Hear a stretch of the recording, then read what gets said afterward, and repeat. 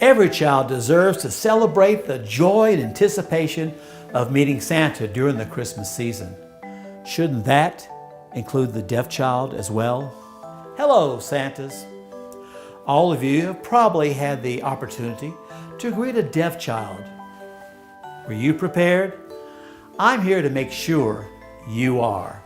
Hello, I'm Santa Mike, and I've been a Santa since 1966, and I've worked as a teacher for the deaf since 1969, learning some basic signs and gestures to greet a deaf child, to acknowledge their wishes, and to let them know you understand would give that child a joyous and memorable encounter with you. Every Santa needs some signs. One of the key notes we must consider when encountering a deaf child is this. Deaf children are very visual.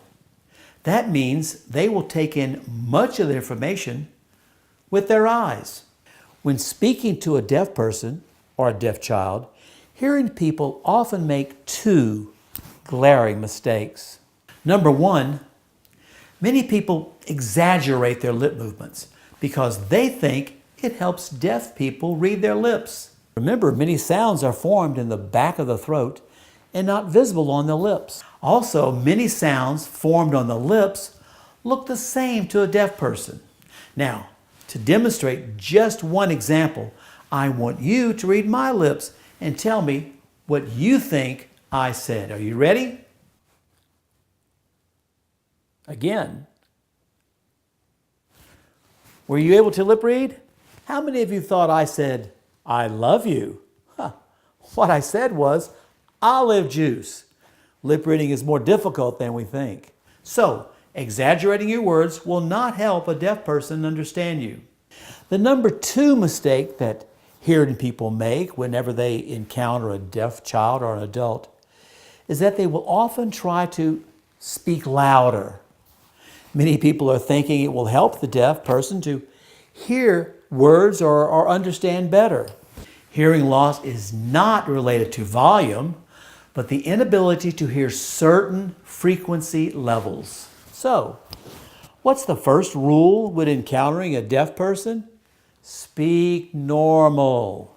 The second rule is, and I think the most important, and it is what I want to teach you today. Communication is more than just saying words. Because deaf people take in information visually, they'll be watching your whole body movement to let them know what you are talking about. Now, that means speaking normally, eye contact, facial expressions, and body language, meaning your arms and your shoulders and even your head, are essential for communication. When you encounter a deaf child, eye contact informs them that you are paying attention to them only. When a person looks away, communication is then broken, and it's also considered rude. Before we even consider signing to a deaf child, we must first understand that facial expression and body language communicates volumes of emotions. How well can you use your face, eyes, mouth, eyebrows, lips, head, shoulder, even your arms and hands to convey emotions? I'll demonstrate 5 basic emotions using only expressions in my body, but no voice.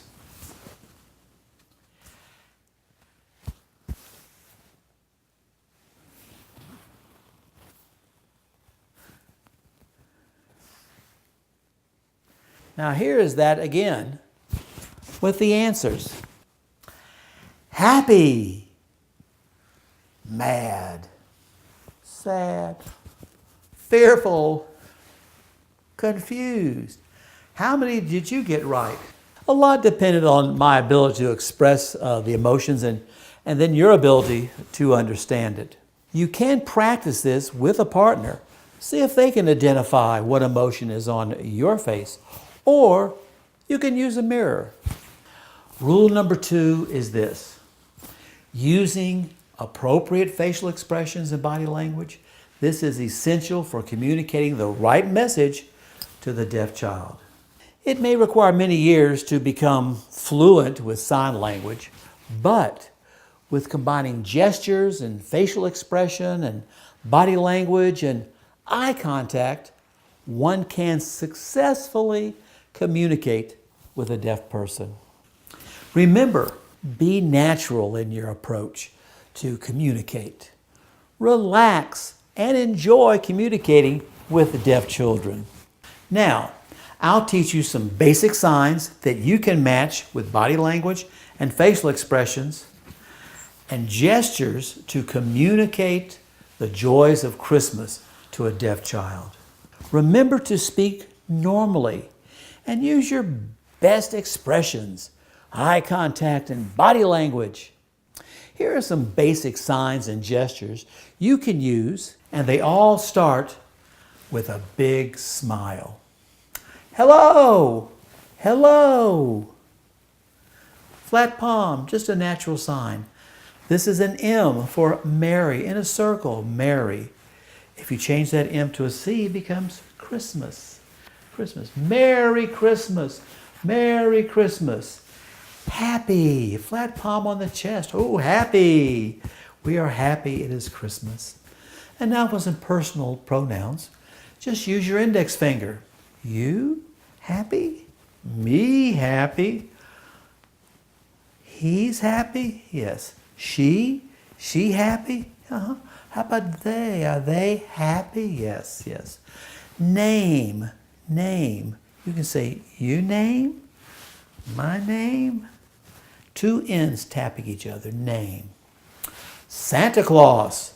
We make a cup with our hands and do the beard. Santa Claus, Santa Claus. Me, Santa Claus. Come. Use the palm in just a gesture and directional. It's come here or come here or come here. Come. What? Flat palm, fingers spread, just back and forth. What? And want, bend your fingers and pull them towards you. Want. And we can say good. Just touch the lips that come out. Good. And for girl, your thumb, they had a bonnet on in olden days, just along the chin line, girl. And boy is done boy, bill of a cap. And you could also use your personal pronouns, meaning my, your name, my name, their name, her name. Review these basic signs and gestures and practice with a friend or family member. Remember, you can always make eye contact with a parent or a guardian. They can help you to communicate with their child. They may give you a sign you can use or help you understand if the child signs back to you. Strong, positive expressions of joy on your part can speak volumes. Nod your understanding with lots and lots of smiles. So when you greet that deaf child, you can help make that encounter a wonderful experience for a very special youngster. I'm Santa Mike, and you have been learning some Santa signs. I hope you have a very Merry Christmas.